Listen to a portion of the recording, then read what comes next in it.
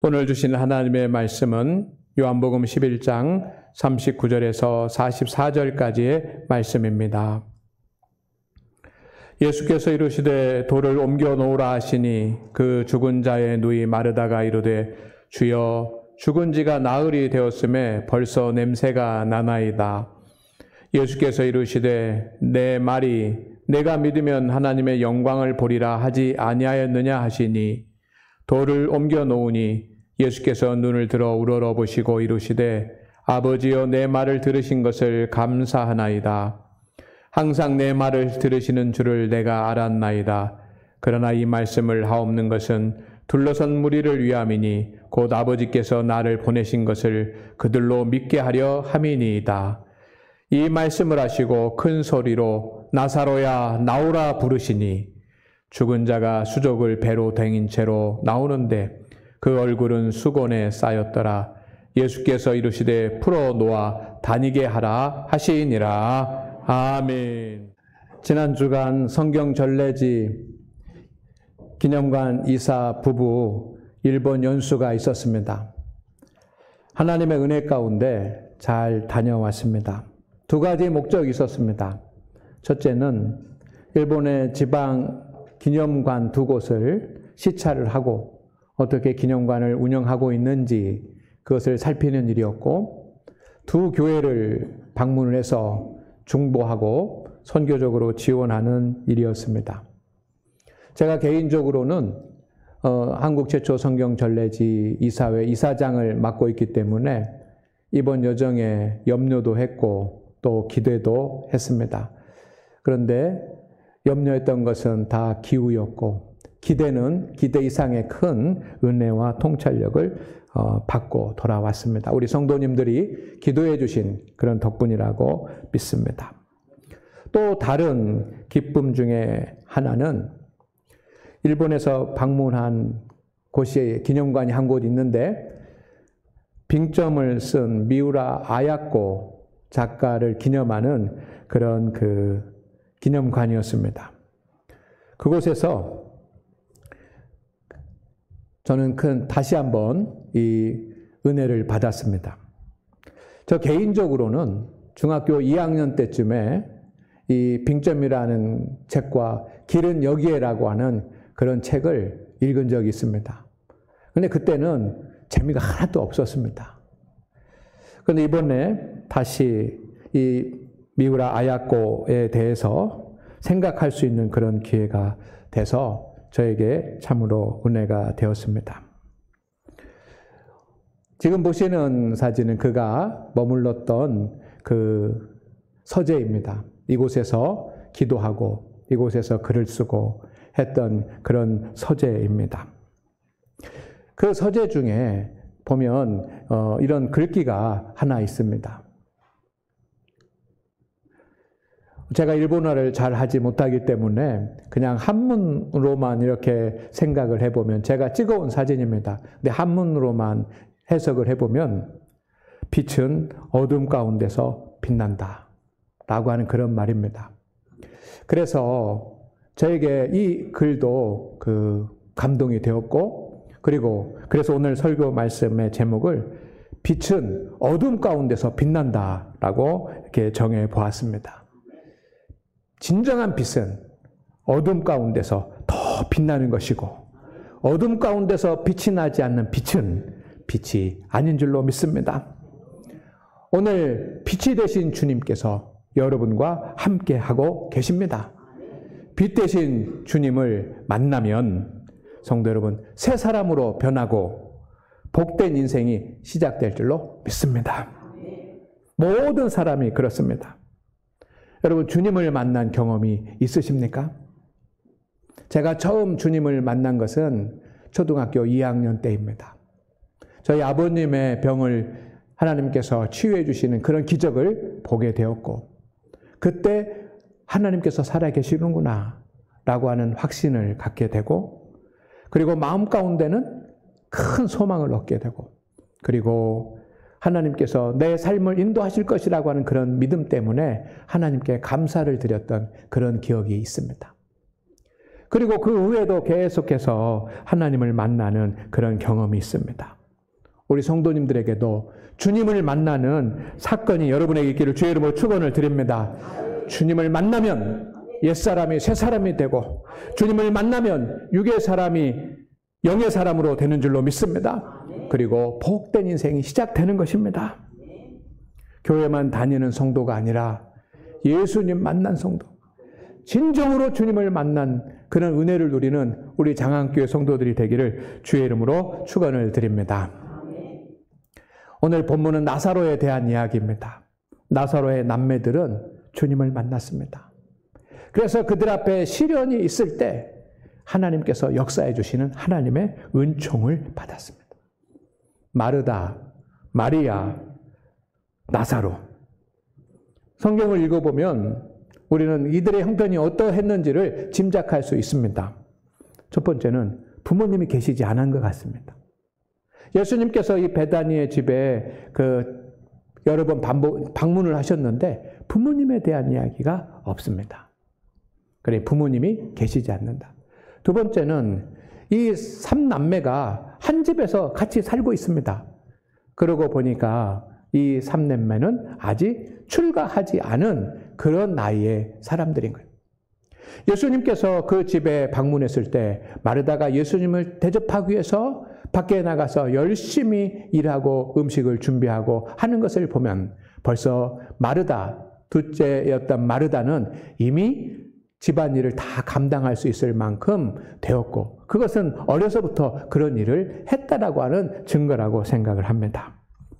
그들은 가난하고 힘들고 어려웠습니다. 그들에게는 보호자가 없었습니다. 앞으로 그들의 삶이 어찌 될지 잘 알지 못했습니다. 그래서 주님이 그들을 각별히 생각하시면서 예루살렘에 올라가실 때는 항상 그 세 남매의 집에 들르셨던 것 같습니다.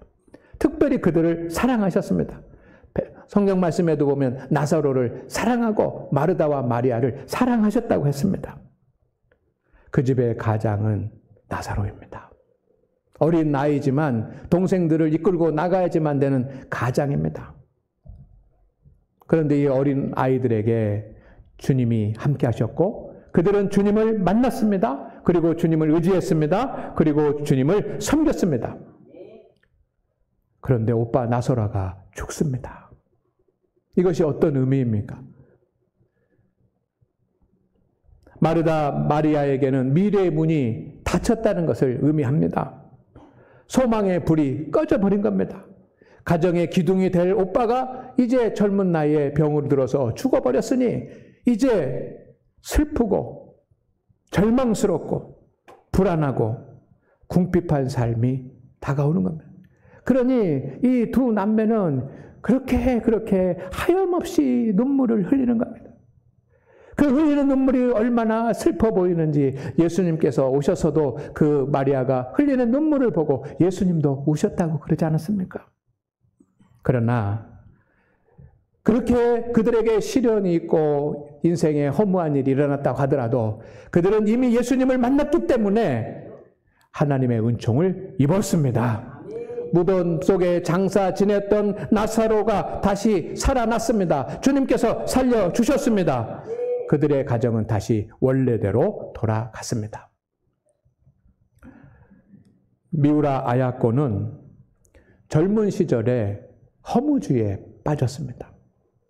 그렇지만 주님을 만남으로 다시 새 사람으로 태어났습니다. 제가 조금만 소개를 하려고 합니다. 미우라 아야코는 17살 때 교사가 돼서 아이들을 가르치기 시작했습니다. 고등학교를 졸업하고 교사가 됐습니다. 우리로 말하면 너무 어린 나이죠. 그는 벌써 해방되던 그런 해이기 때문에 우리는 그때 그만한 사업을 짐작할 수 있습니다. 17살 때 교사가 됐습니다. 소망을 가지고 아이들을 가르쳤습니다. 열심히 아이들을 사랑하면서 가르쳤습니다. 일본 교육부에서 나오는 그런 지침대로 잘 가르쳤습니다. 7년 동안 교사를 열심히 했는데 7년이 되던 해에 일본이 전쟁에서 패망을 했습니다. 1945년 8월 15일 히로시마에 원자폭탄이 떨어지므로 일본은 전쟁에서 패하고 손을 들고 항복을 했습니다. 이때 이 미우라 아야코는 이전에는 알지 못하던 것들을 알게 됩니다. 일본 군국주의가 얼마나 한국을 비롯한 여러 나라들에게 큰 피해를 주고 아픔을 주었는지 알게 되고, 그래서 자기가 가르친 것이 얼마나 잘못된 것이는지 알게 됩니다. 그래서 그는 사표를 냈습니다. 너무 부끄럽고 너무 죄송스럽고 자기가 범죄한 것 같아서 사표를 냈습니다. 이제 그에게는 미래에 대한 불안과 자기가 잘못 가르쳤다라고 하는 그런 생각 때문에 큰 낙심 가운데 빠진 겁니다. 얼마나 낙심을 했으면 그가 가르쳤던 교과서 중에 일본 군국주의와 관계되어 있는 그런 글귀들은 모두가 다 먹물로 시커멓게 칠해버렸습니다. 그런데 얼마 못 가서 폐결핵을 앓습니다. 당시에 폐결핵은 거의 치료할 수 없는 그런 병입니다. 그런데 그 병이 점점 짙어지면서 그 폐결핵 결핵의 균이 척추에까지 들어가서 척추 카리에스라고 하는 그런 병도 앓게 돼서 13년 동안 병원과 요양원을 전전하면서 요양 생활을 했습니다. 그녀는 깊은 공허감에 빠졌고 절망감에 빠졌습니다. 폐인이 되어 갔습니다. 이제 24살 먹은 그런 청년, 소녀가 폐인이 되어 갑니다. 그는 병원에서 있으면서 그 자신의 삶이 너무 한탄스럽고 허무해서 몰래 술을 사다가 마시고 담배를 피기 시작했습니다. 병원에서는 그를 말리려고 소동이 일어났습니다. 그러나 그의 성격은 난폭해졌습니다. 3년쯤 병상 생활을 하고 났을 때는 그는 자살을 시도했습니다. 그러나 다른 사람들에게 발견이 되어서 이루지를 못했습니다. 그녀의 하루하루는 죽고 싶어도 죽지 못하는 그런 어두운 나날들이었습니다. 그러던 어느 날 주님을 만났습니다. 그리고 새 사람이 되었고 그의 인생은 새 인생이 되었던 것입니다. 성도 여러분, 여러분을 시련 가운데 허무하게 만드는 것은 무엇이 있습니까? 우리에게 시련이 오면 그 시련으로 끝나는 것만이 아니고 그것 때문에 겪는 마음의 그 감정들이 있습니다. 그래서 사람들은 시련이 오면 허무에 빠지게 됩니다. 미우라 아야카도 그랬습니다. 그러니 낙심하고 절망하고 술을 먹고 담배를 피고 죽기를 가정하면서 그렇게 죽기를 소망하면서 그렇게 살았던 것 아닙니까? 사랑하는 우리 장안교회 성도 여러분, 우리에게 누구나 다 시련은 올 수 있습니다. 영적으로 육적으로 어떤 마음의 시련이 올 수 있습니다. 그러나 시련이 오더라도 마음이 무너져서는 안 됩니다. 골리앗 앞에 다윗처럼 하나님을 의지하고 서시기를 주의 이름으로 축원을 드립니다. 골리앗 앞에 사울처럼 무너지면 안 됩니다. 허무함이라고 하는 것이 무엇입니까? 내 인생은 헛된 것이다. 나는 무가치한 사람이다. 내 삶은 의미가 없다라고 생각하는 것들입니다. 그래서 깊은 슬픔과 외로움 가운데 있는 것이 허무입니다. 그러나 성도 여러분, 여러분에게는 예수님이 계신 것을 믿으시기를 주의 이름으로 축원을 드립니다. 우리를 불러주시고 이 자리에서 예배할 수 있도록 하시는 주님이 여러분과 함께 계십니다.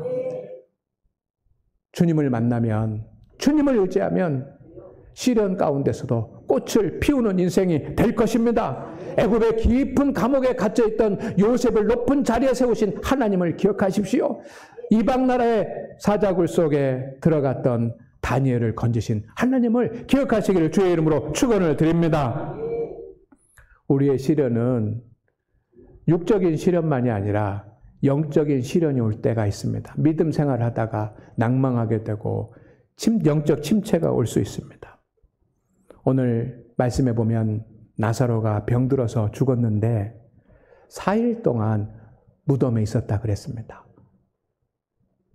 그 4일 동안 무덤 속에 죽은 채로 있는 그 나사로의 모습이 우리의 영적인 모습이 되지 않기를 주의 이름으로 축원을 드립니다.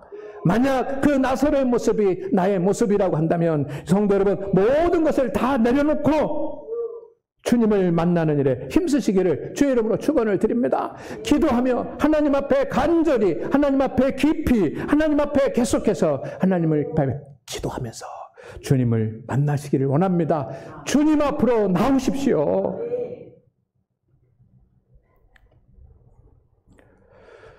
우리가 항상 잊지 말아야지만 되는 일이 있습니다. 그것은 사랑의 주님이 여러분과 함께하고 계십니다. 주님은 나사로를 살리기 위해서 찾아오셨습니다. 나사로가 병들었습니다. 마리아와 마르다는 예수님께 연락을 했습니다. 주님 빨리 오세요 라고 연락을 했습니다. 그런데 주님이 늦게 오셨습니다. 마르다와 마리아는 주님이 일찍 오셨더라면 우리 오빠가 죽지 않았을 것입니다 라고 예수님을 원망했습니다. 그런데 상황은 정반대입니다. 주님은 바쁘셨습니다. 하루에 수많은 사람들을 만나고 가야 할 것도 많으시고 그리고 해야 될 일도 많으셨습니다. 그러나 주님은 그 바쁜 중에도 주님께서 찾아오신 것입니다. 말씀으로만도 나사로를 치유할 수 있으셨습니다. 그냥 그 자리에서 나사로에게 치유하라고 명하시면 나사로가 치유될 수 있었습니다. 그런데 주님은 그 바쁜 중에도 마리아와 마르다를 찾아오셨습니다. 왜냐하면 그들을 사랑하시고 그들이 슬퍼하는 슬픔이 곧 예수님의 슬픔이 되셨기 때문입니다. 그들의 아픔에 공감하셨기 때문입니다. 주님은 자연의 질서를 잠시 멈추셨습니다. 죽은 자가 살아날 수 있는 것은 가능하지 않은 일이고 죽은 자가 살아나지 않는 것은 하나님께서 정하신 자연의 법칙입니다. 그런데 주님은 그 자연의 법칙을 멈추시고 나흘 동안 무덤에 있어서 이제 냄새가 나고 부패해져가는 나사로를 살아서 나오게 하셨습니다. 주님이 큰 소리로 나사로야 라고 부르실 때 그가 여음을 한 그 상태대로 걸어 나왔습니다. 이것이 주님의 역사인 줄로 믿습니다. 오늘도 우리에게 함께 하시는 주님께서 이런 역사들 우리에게 나타내 주실 것입니다. 주님은 오늘도 여러분 곁에 계십니다. 나사로만 사랑한 것이 아니라 저와 여러분을 사랑하시기 때문입니다. 주님은 먼저 우리의 영혼을 살리시려고 우리의 이름을 지금 부르십니다. 여러분의 영적인 상태는 어떻습니까? 우리의 믿음의 모습은 어떻습니까? 혹시 나흘 동안 무덤에 있는 나사로와 같지 않습니까? 그렇다면 오늘 주님은 나사로의 이름을 부르신 것처럼 오늘 우리의 이름을 부르실 것입니다.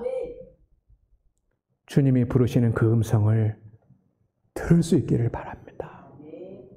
주님이 여러분을 부르시는 그 음성을 들으실 수 있기를 주의 이름으로 축원을 드립니다. 미우라 아야코를 주님이 부르셨습니다. 그의 모든 상태는 절망이었고 낭망이었고 허무였고 질병이었고 자살을 시도했고 분노하고 술 먹고 소리치고 담배를 피고 그러면서 병상에 누워있는 초라한 젊은 여인이었습니다. 그러나 주님께서 그를 부르셨습니다. 마에카와 다다시라고 하는 초등학교 친구를 통해서입니다. 병원에 가보니까 그 초등학교 때 친구가 그곳에 입원해 있습니다. 그 친구도 폐병을 앓고 있었습니다. 폐병이 심해서 혼자 살아가기 어렵고 치료받기 어려워서 병원에 입원해가지고 고난 중에 있었습니다. 그런데 이 둘이 만나고 나서 마에카와 다사시라고 하는 이 청년이 미우라 아야코를 사랑하게 됩니다. 그 전에 알았던 사람들이 사랑하게 됩니다. 진심으로 사랑하게 됩니다. 그는 날마다 병상에 찾아와서 자기 몸도 아픈데 병상에 찾아와서 극진하게 강원을 하고 자살을 시도하고 막 이렇게 막 술을 먹고 난동을 피는 이 미우라 아역고를 위로하고 그 옆에서 성경을 읽어주면서 주님의 복음을 전합니다. 사랑하는 여인이 다시 회복되고 다시 일어서고 예수님의 자녀가 되게 하기 위해서 복음을 전합니다. 그런데 아무리 그렇게 정성을 다하고 힘을 다하여도 복음을 받아들이지 않습니다. 전도가 안 됩니다. 그러니 이 마엘가와 다다시는 너무 절박하고 간절하고 마음이 아팠습니다. 그래서 전도해도 안 되니까 밖에 있는 큰 돌을 들어가지고 자기의 발을 내리쳤습니다. 나는 왜 이렇게 무능한가? 나는 왜 이렇게 말주변이 없는가? 나는 왜 이렇게 복음을 잘 전하지 못하는가? 내 자신을 한탄하면서 발을 내리찢습니다. 한 번 찢고 두 번 찢고 눈물을 흘리면서 복음을 전하지 못하는 자신을 괴로워하면서 그렇게 발을 찢습니다. 발은 깨져서 피가 주르르 흐릅니다. 이 모습을 바라보고 있던 미우라 아야코의 눈에 눈물이 흘렀습니다. 기독교가 도대체 무엇이기에 그가 나에게 이렇게까지 하는 것인가? 내가 그가 믿는 하나님을 한번 믿어봐야 되겠다. 그래서 술도 끊고 담배도 끊고 믿음의 길을 가게 됩니다. 그런데 그렇게 복음을 전한 마엘가와 다다시 친구는 병이 더 악화돼서 죽고 맙니다. 그러나 복음을 받아들인 미우라 아야코를 하나님께서 세기를 열어주신 줄로 믿습니다.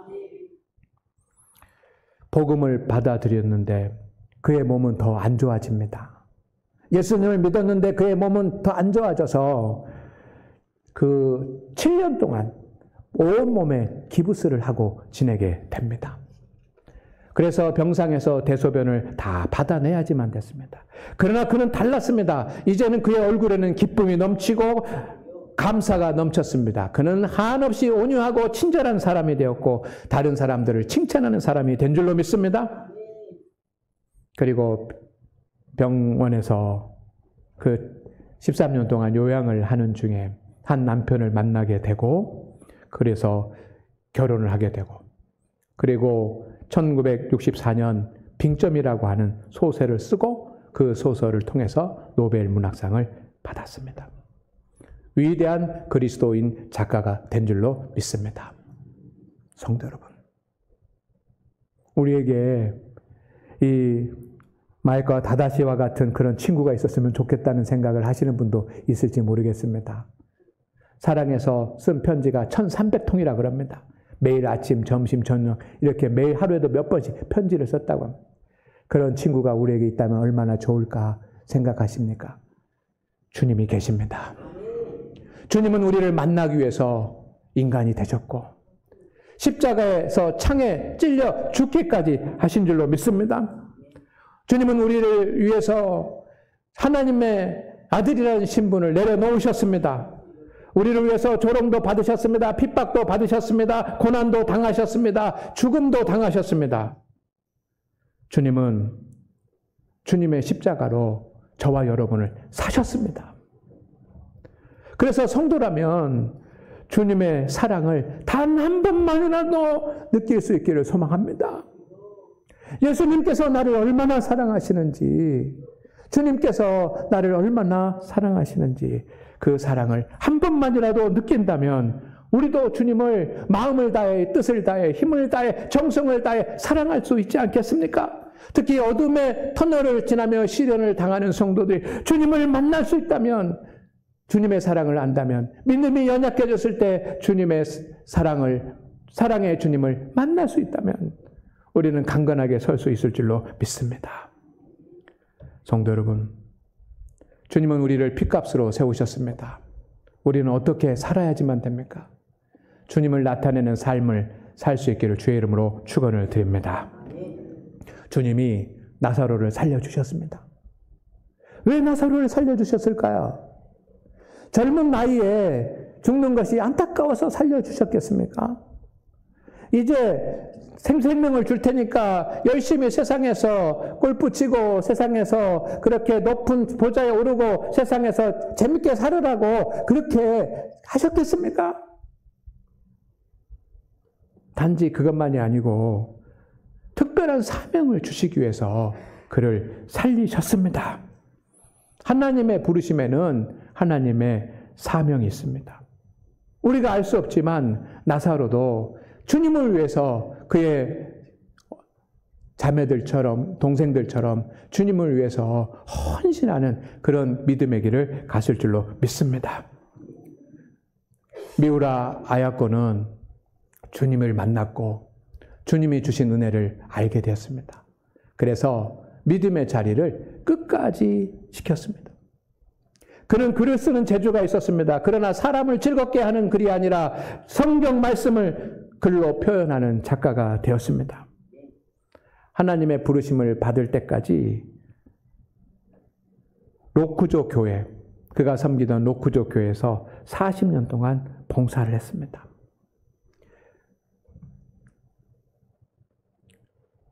그 교회 담임 목사님을 만났습니다.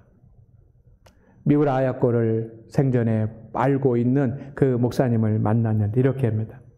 말년에 2가지 병만이 아니라 또 다른 병들이 생겼는데 직장암이 생기고 파킨슨 병이 생겼다는 것입니다. 그래서 자기가 손으로 글을 쓸 수 없을 만큼 그렇게 몸에 질병이 있었습니다. 거동이 불편했습니다. 그러나 하나님의 부르심을 받는 그 순간까지 그는 항상 자기의 예배의 자리를 지켰다는 것입니다. 기도의 자리를 지켰습니다. 그리고 그 자리가 어디인지 알려주더라고요. 제가 그 자리에 앉아서 앞에 있는 십자가를 바라보니 가슴이 뭉클해지더라고요.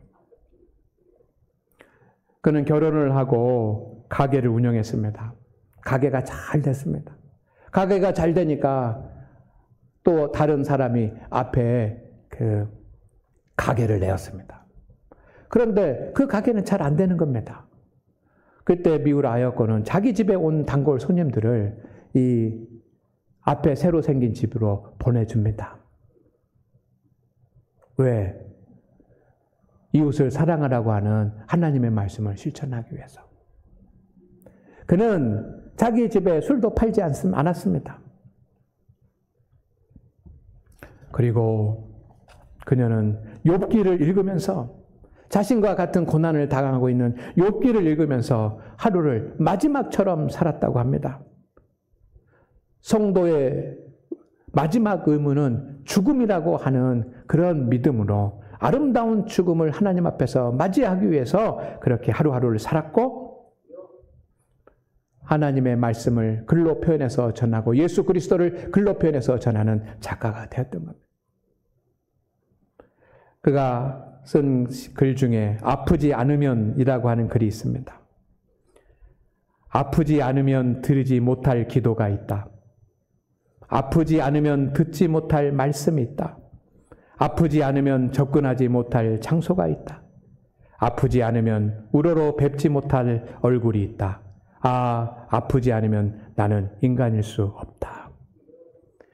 시련이 있기 때문에 기도할 수 있고 고난이 있기 때문에 하나님의 말씀에 귀를 기울일 수 있고 상처가 있기 때문에 거룩하신 주님 앞에 나갈 수 있다. 그러니 나에게 이 모든 시련과 환난과 질병이 은혜다라고 고백을 하는 겁니다. 성도 여러분, 오늘도 하나님께서 우리의 생명을 하루 연장해 주셨습니다. 내가 건강해서 이 자리에 있는 것이 아니고 하나님께서 나에게 하루의 생명을 연장해 주셨기 때문에 이 자리에 있는 줄로 믿습니다. 하루의 생명을 연장해 주셨기 때문에 직장도 다니고 자녀들도 돌보고 할 수 있는 것입니다. 그런데 주님께서 왜 우리의 생명을 이렇게 연장해 주실까요? 함께 읽겠습니다. 시작. 너희는 세상의 빛이라 산 위에 있는 동네가 숨겨지지 못할 것이요. 주님을 나타내는 사람이 되게 하기 위해서 아니겠습니까? 같이 읽습니다. 시작. 너는 말씀을 전파하라. 때를 얻든지 못 얻든지 항상 힘쓰라. 범사의 오래 참음과 가르침으로 경책하며 경계하며 권하라. 사랑하는 사람들에게 복음을 전하라고 오늘 하루 연장해 주신 것 아니겠습니까? 같이 읽겠습니다. 시작. 사람이 그리스도의 일꾼이요 하나님의 비밀을 맡은 자로 여길지어다. 주님의 일을 감당하기 위해서 그렇게 오늘 하루를 연장해 주신 것 아니겠습니까?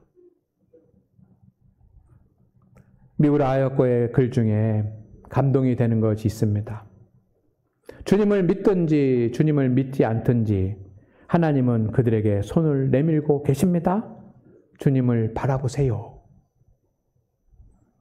성도 여러분, 모든 것을 다 주님 앞에 내려놓고 주님을 바라볼 수 있기를 주의 이름으로 축원을 드립니다.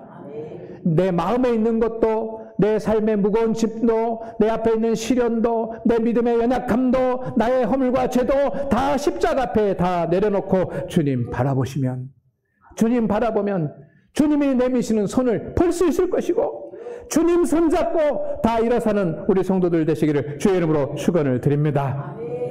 빛 되신 주님께서 여러분의 어두운 마음, 여러분 어두운 가정, 어두운 인생을 빛나게 하실 것입니다. 우리도 세상에 빛이 돼서 어둠의 가정, 어둠의 세상을 찬란하게 빛나게 하는 별이 될 줄로 믿습니다. 그런 은혜가 있기를 주의 이름으로 축원드립니다. 하나님 아버지, 빛 되신 주님, 우리 성도들의 삶에 찾아오셔서 우리들의 어두운 삶에 하나님의 빛으로 밝혀지게 하여 주시옵소서. 예수님의 이름으로 기도드립니다. 아멘.